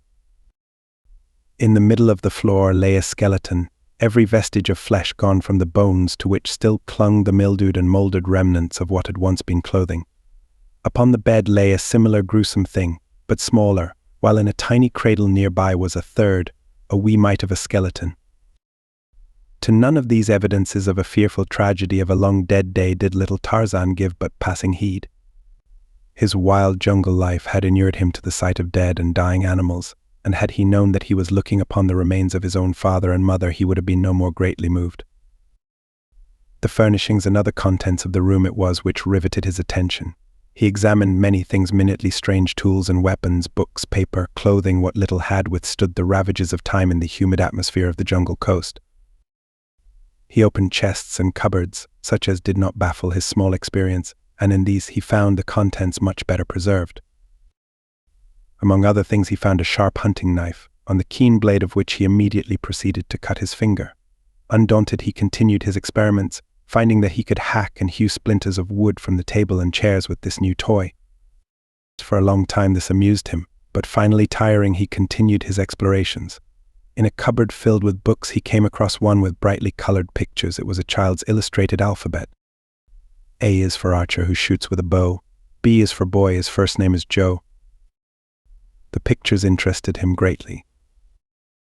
There were many apes with faces similar to his own, and further over in the book he found under M some little monkeys such as he saw daily flitting through the trees of his primeval forest. But nowhere was pictured any of his own people. In all the book was none that resembled Kerchak or Tublat or Kala. At first he tried to pick the little figures from the leaves, but he soon saw that they were not real, though he knew not what they might be, nor had he any words to describe them. The boats and trains and cows and horses were quite meaningless to him, but not quite so baffling as the odd little figures which appeared beneath and between the colored pictures. Some strange kind of bug he thought they might be. For many of them had legs, though nowhere could he find one with eyes and a mouth. It was his first introduction to the letters of the alphabet, and he was over 10 years old. Of course he had never before seen print, or ever had spoken with any living thing which had the remotest idea that such a thing as a written language existed, nor ever had he seen anyone reading. So what wonder that the little boy was quite at a loss to guess the meaning of these strange figures. Near the middle of the book he found his old enemy Sabar the lioness, and further on coiled Hista the snake. Oh, it was most engrossing. Never before in all his 10 years had he enjoyed anything so much. So absorbed was he that he did not note the approaching dusk, until it was quite upon him, and the figures were blurred. He put the book back in the cupboard and closed the door, for he did not wish anyone else to find and destroy his treasure, and as he went out into the gathering darkness he closed the great door of the cabin behind him, as it had been before he discovered the secret of its lock. But before he left he had noticed the hunting knife lying where he had thrown it upon the floor, and this he picked up and took with him to show to his fellows. He had taken scarce a dozen steps toward the jungle when a great form rose up before him from the shadows of a low bush. At first he thought it was one of his own people, but in another instant he realized that it was Bolgani, the huge gorilla. So close was he that there was no chance for flight, and little Tarzan knew that he must stand and fight for his life, for these great beasts were the deadly enemies of his tribe, and neither one nor the other ever asked or gave quarter. Had Tarzan been a full-grown bull ape of the species of his tribe, he would have been more than a match for the gorilla, but being only a little English boy, though enormously muscular for such, he stood no chance against his cruel antagonist. In his veins, though, flowed the blood of the best of a race of mighty fighters, and back of this was the training of his short lifetime among the fierce brutes of the jungle. He knew no fear, as we know it. His little heart beat the faster, but from the excitement and exhilaration of adventure. Had the opportunity presented itself, he would have escaped, but solely because his judgment told him he was no match for the great thing which confronted him. And since reason showed him that successful flight was impossible, he met the gorilla squarely and bravely, without a tremor of a single muscle or any sign of panic. In fact, he met the brute midway in its charge, striking its huge body with his closed fists, and as futilely as he had been a fly attacking an elephant. But in one hand he still clutched the knife he had found in the cabin of his father, and as the brute, striking and biting, closed upon him, the boy accidentally turned the point toward the hairy breast. As the knife sank deep into its body, the gorilla shrieked in pain and rage. But the boy had learned in that brief second a use for his sharp and shining toy, so that, as the tearing, striking beast dragged him to earth, he plunged the blade repeatedly into the hilt into its breast. The gorilla, fighting after the manner of its kind, struck terrific blows with its open hand, and tore the flesh at the boy's throat and chest with its mighty tusks. For a moment they rolled upon the ground in the fierce frenzy of combat. More and more weakly the torn and bleeding arm struck home with the long sharp blade. Then the little figure stiffened with a spasmodic jerk, and Tarzan, the young Lord Greystoke, rolled unconscious upon the dead and decaying vegetation which carpeted his jungle home. A mile back in the forest the tribe had heard the fierce challenge of the gorilla, and as was his custom when any danger threatened, Kerchak called his people together, partly for mutual protection against a common enemy, since this gorilla might be but one of a party of several, and also to see that all members of the tribe were accounted for. It was soon discovered that Tarzan was missing, and Tublat was strongly opposed to sending assistance. Kerchak himself had no liking for the strange little waif, so he listened to Tublat, and finally, with a shrug of his shoulders, turned back to the pile of leaves on which he had made his bed. But Kala was of a different mind. In fact, she had not waited but to learn that Tarzan was absent, ere she was fairly flying through the matted branches toward the point from which the cries of the gorilla were still plainly audible. Darkness had now fallen, and an early moon was sending its faint light to cast strange, grotesque shadows among the dense foliage of the forest. Here and there the brilliant rays penetrated to earth, but for the most part they only served to accentuate the Stygian blackness of the jungle's depths. Like some huge phantom, Kala swung noiselessly from tree to tree, now running nimbly along a great branch, now swinging through space at the end of another, only to grasp that of a farther tree. In her rapid progress toward the scene of the tragedy, her knowledge of jungle life told her was being enacted a short distance before her. The cries of the gorilla proclaimed that it was in mortal combat with some other denizen of the fierce wood. Suddenly these cries ceased, and the silence of death reigned throughout the jungle. Kala could not understand, for the voice of Bolgani had at last been raised in the agony of suffering and death, but no sound had come to her by which she possibly could determine the nature of his antagonist. That her little Tarzan could destroy a great bull gorilla she knew to be improbable, and so as she neared the spot from which the sounds of the struggle had come, she moved more warily and at last slowly, and with extreme caution she traversed the lowest branches, peering eagerly into the moon-splashed blackness for a sign of the combatants. Presently she came upon them, lying in a little open space full under the brilliant light of the moon, little Tarzan's torn and bloody form, and beside it a great bull gorilla, stone dead. With a low cry, Kala rushed to Tarzan's side, and gathering the poor, blood-covered body to her breast, listened for a sign of life. Faintly she heard it, the weak beating of the little heart. Tenderly she bore him back through the inky jungle to where the tribe lay, and for many days and nights she sat guard beside him, bringing him food and water, and brushing the flies and other insects from his cruel wounds. Of medicine or surgery the poor thing knew nothing. She could but lick the wounds, and thus she kept them cleansed, that healing nature might the more quickly do her work. At first Tarzan would eat nothing, but rolled and tossed in a wild delirium of fever. All he craved was water, and this she brought him in the only way she could, bearing it in her own mouth. No human mother could have shown more unselfish and sacrificing devotion than did this poor, wild brute for the little orphaned waif whom fate had thrown into her keeping.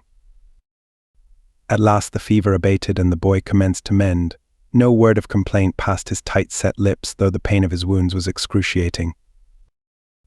A portion of his chest was laid bare to the ribs, 3 of which had been broken by the mighty blows of the gorilla. One arm was nearly severed by the giant fangs, and a great piece had been torn from his neck, exposing his jugular vein, which the cruel jaws had missed but by a miracle. With the stoicism of the brutes who had raised him, he endured his suffering quietly, preferring to crawl away from the others and lie huddled in some clump of tall grasses, rather than to show his misery before their eyes. Kala alone he was glad to have with him, but now that he was better she was gone longer at a time, in search of food, for the devoted animal had scarcely eaten enough to support her own life, while Tarzan had been so low, and was in consequence reduced to a mere shadow of her former self. Chapter 7. The Light of Knowledge. After what seemed an eternity to the little sufferer, he was able to walk once more, and from then on his recovery was so rapid that in another month he was as strong and active as ever. During his convalescence he had gone over in his mind many times the battle with the gorilla, and his first thought was to recover the wonderful little weapon which had transformed him from a hopelessly outclassed weakling to the superior of the mighty terror of the jungle. Also, he was anxious to return to the cabin and continue his investigations of its wondrous contents. So early one morning he set forth alone upon his quest. After a little search he located the clean-picked bones of his late adversary, and close by, partly buried beneath the fallen leaves, he found the knife, now red with rust from its exposure to the dampness of the ground and from the dried blood of the gorilla. He did not like the change in its former bright and gleaming surface, but it was still a formidable weapon, and one which he meant to use to advantage whenever the opportunity presented itself. He had in mind that no more would he run from the wanton attacks of old Tublat. In another moment he was at the cabin, and after a short time had again thrown the latch and entered. His first concern was to learn the mechanism of the lock, and this he did by examining it closely while the door was open, so that he could learn precisely what caused it to hold the door, and by what means it released at his touch. He found that he could close and lock the door from within, and this he did so that there would be no chance of his being molested while at his investigation. He commenced a systematic search of the cabin, but his attention was soon riveted by the books, which seemed to exert a strange and powerful influence over him, so that he could scarce attend to aught else for the lure of the wondrous puzzle which their purpose presented to him. Among the other books were a primer, some child's readers, numerous picture books, and a great dictionary. All of these he examined, but the pictures caught his fancy most, though the strange little bugs which covered the pages where there were no pictures excited his wonder and deepest thought. Squatting upon his haunches on the table-top in the cabin, his father had built his smooth, brown, naked little body bent over the book which rested in his strong, slender hands, and his great shock of long black hair falling about his well-shaped head and bright, intelligent eyes. Tarzan of the Apes, or little primitive man, presented a picture filled, at once, with pathos and with promise, an allegorical figure of the primordial groping through the black night of ignorance toward the light of learning. His little face was tense in study, for he had partially grasped, in a hazy, nebulous way, the rudiments of a thought which was destined to prove the key and the solution to the puzzling problem of the strange little bugs. In his hands was a primer opened at a picture of a little ape similar to himself, but covered, except for hands and face, with strange colored fur, for such he thought the jacket and trousers to be. Beneath the picture were 3 little bugs. Boy. And now he had discovered in the text upon the page that these 3 were repeated many times in the same sequence. Another fact he learned, that there were comparatively few individual bugs, but these were repeated many times, occasionally alone, but more often in company with others. Slowly he turned the pages, scanning the pictures and the text for a repetition of the combination BOY_. Presently he found it beneath a picture of another little ape, and a strange animal which went upon 4 legs like the jackal and resembled him not a little.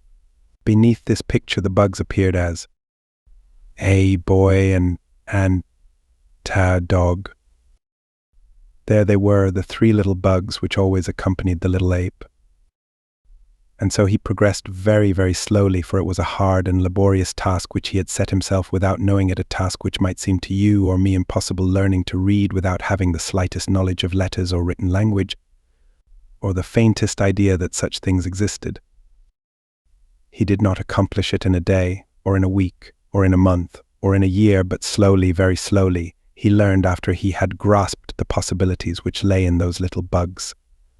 So that by the time he was 15, he knew the various combinations of letters which stood for every pictured figure in the little primer and in one or two of the picture books, of the meaning and use of the articles and conjunctions, verbs and adverbs and pronouns he had but the faintest conception.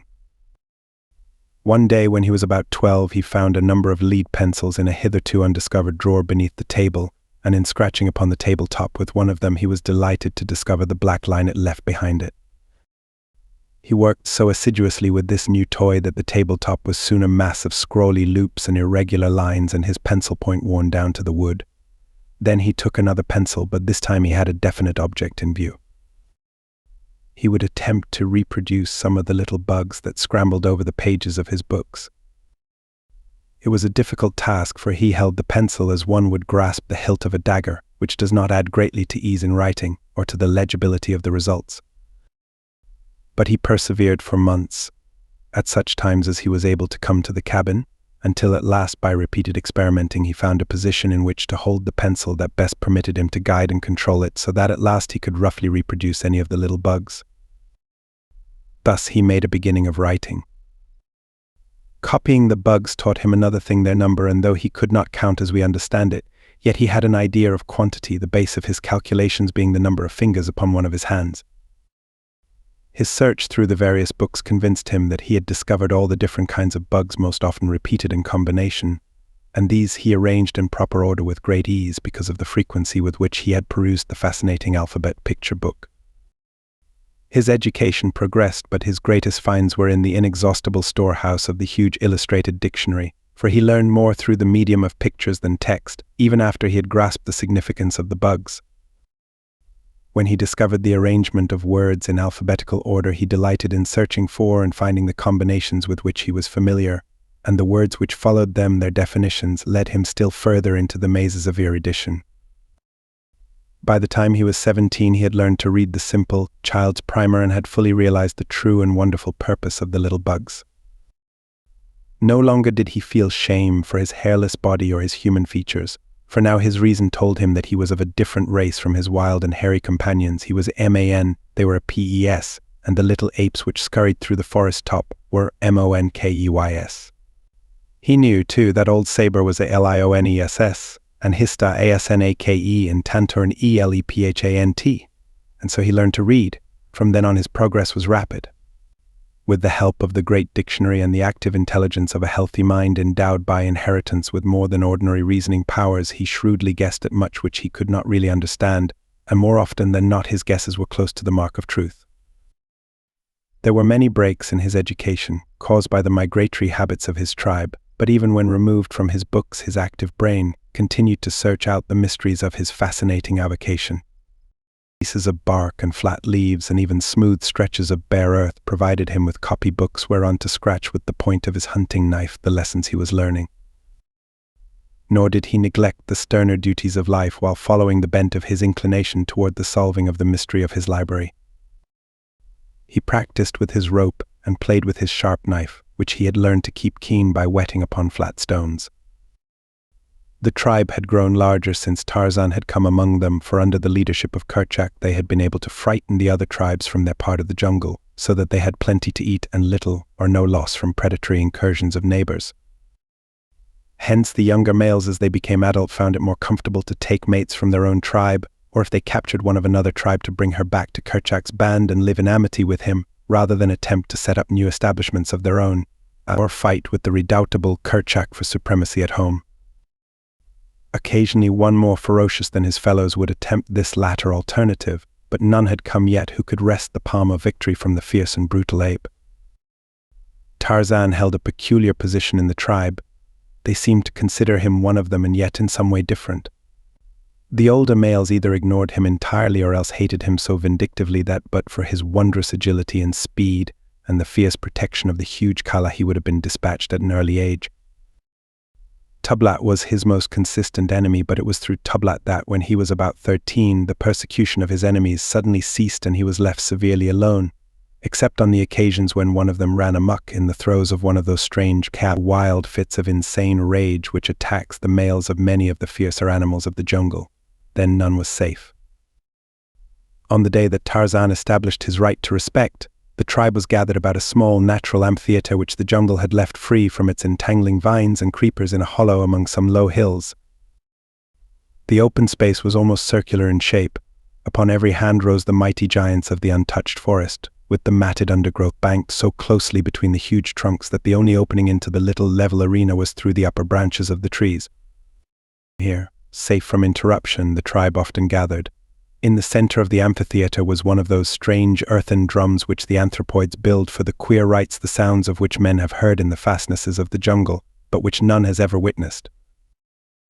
Many travelers have seen the drums of the great apes, and some have heard the sounds of their beating and the noise of the wild, weird revelry of these first lords of the jungle, but Tarzan, Lord Greystoke, is doubtless the only human being who ever joined in the fierce, mad, intoxicating revel of the dum-dum. From this primitive function has arisen unquestionably all the forms and ceremonials of modern church and state, for through all the countless ages, back beyond the uttermost ramparts of adorning humanity, our fierce hairy forebears danced out the rites of the dum-dum to the sound of their earthen drums, beneath the bright light of a tropical moon in the depth of a mighty jungle which stands unchanged today as it stood on that long-forgotten night in the dim, unthinkable vistas of the long-dead past when our first shaggy ancestors swung from a swaying bow and dropped lightly upon the soft turf of the first meeting place. On the day that Tarzan won his emancipation from the persecution that had followed him remorselessly for 12 of his 13 years of life, the tribe, now a full 100 strong, trooped silently through the lower terrace of the jungle trees and dropped noiselessly upon the floor of the amphitheater. The rites of the dum-dum marked important events in the life of the tribe: a victory, the capture of a prisoner, the killing of some large, fierce denizen of the jungle, the death or accession of a king, and were conducted with set ceremonialism. Today it was the killing of a giant ape, a member of another tribe, and as the people of Kerchak entered the arena, 2 mighty bulls were seen bearing the body of the vanquished between them.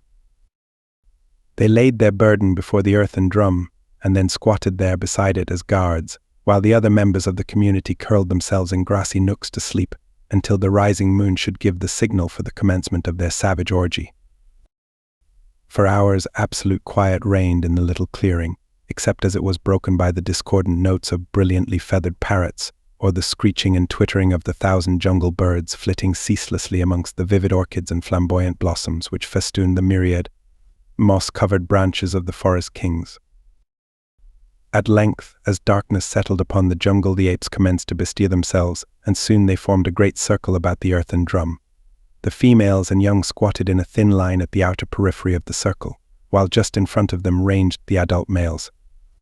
Before the drum sat 3 old females, each armed with a knotted branch 15 or 18 inches in length.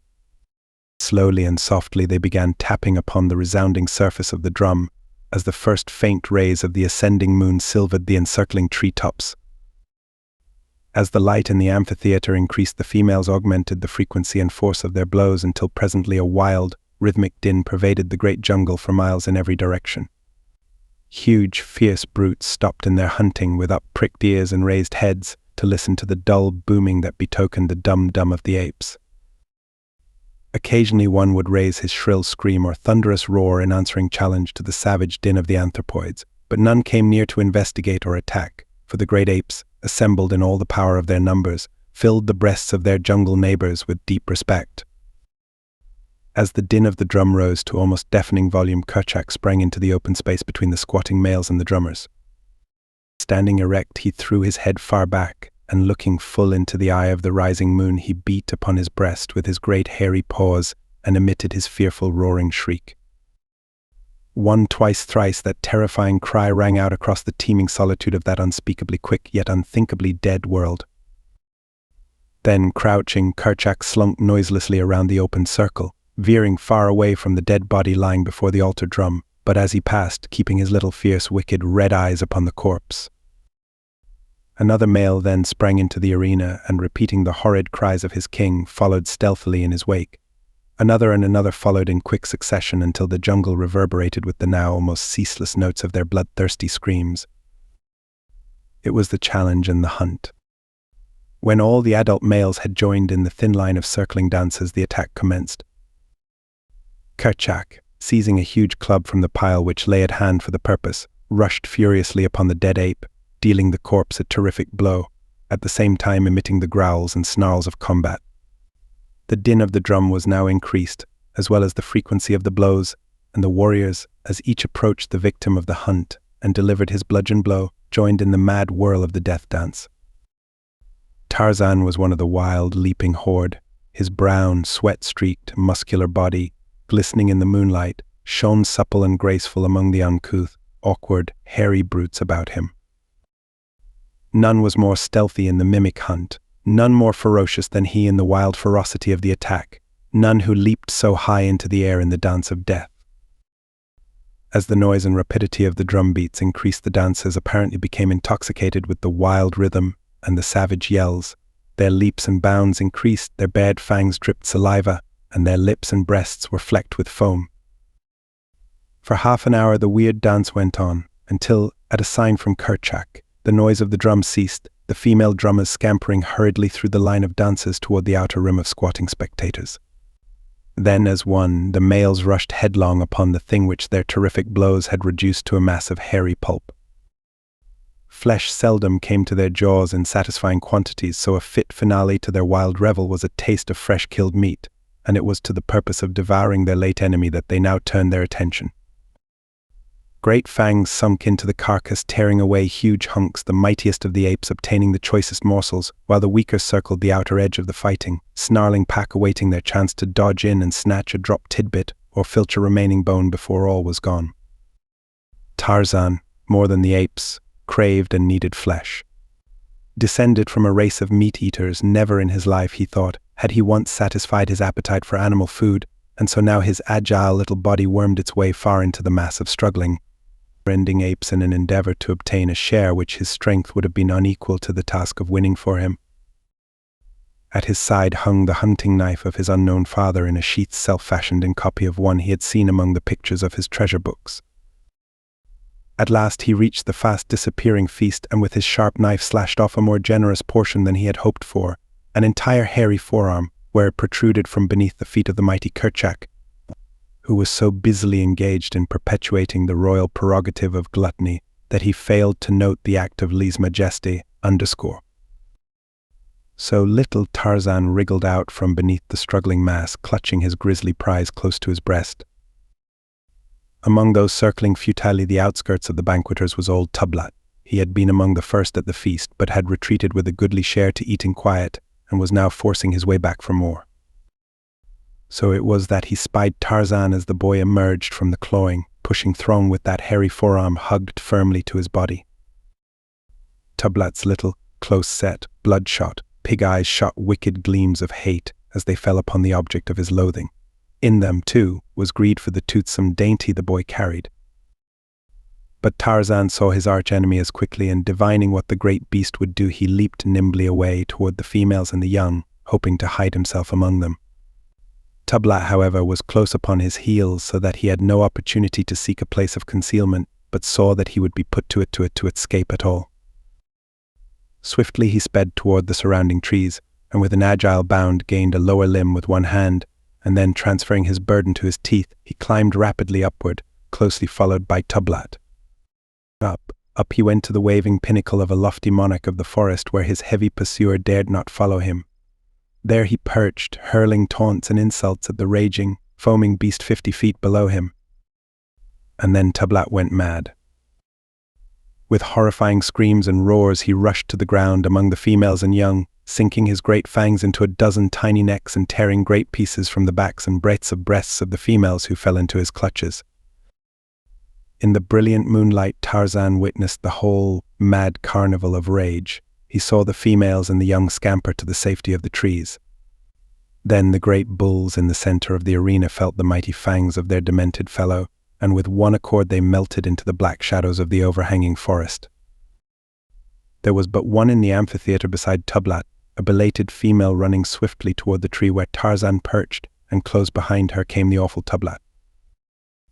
It was Kala, and as quickly as Tarzan saw that Tublat was gaining on her, he dropped with the rapidity of a falling stone from branch to branch toward his foster mother. Now she was beneath the overhanging limbs, and close above her crouched Tarzan, waiting the outcome of the race. She leaped into the air, grasping a low-hanging branch, but almost over the head of Tublat, so nearly had he distanced her. She should have been safe now, but there was a rending, tearing sound. The branch broke and precipitated her full upon the head of Tublat, knocking him to the ground. Both were up in an instant, but as quick as they had been, Tarzan had been quicker, so that the infuriated bull found himself facing the man-child who stood between him and Kala. Nothing could have suited the fierce beast better, and with a roar of triumph he leaped upon the little Lord Greystoke, but his fangs never closed in that nut-brown flesh. A muscular hand shot out and grasped the hairy throat, and another plunged a keen hunting knife a dozen times into the broad breast. Like lightning the blows fell, and only ceased when Tarzan felt the limp form crumple beneath him.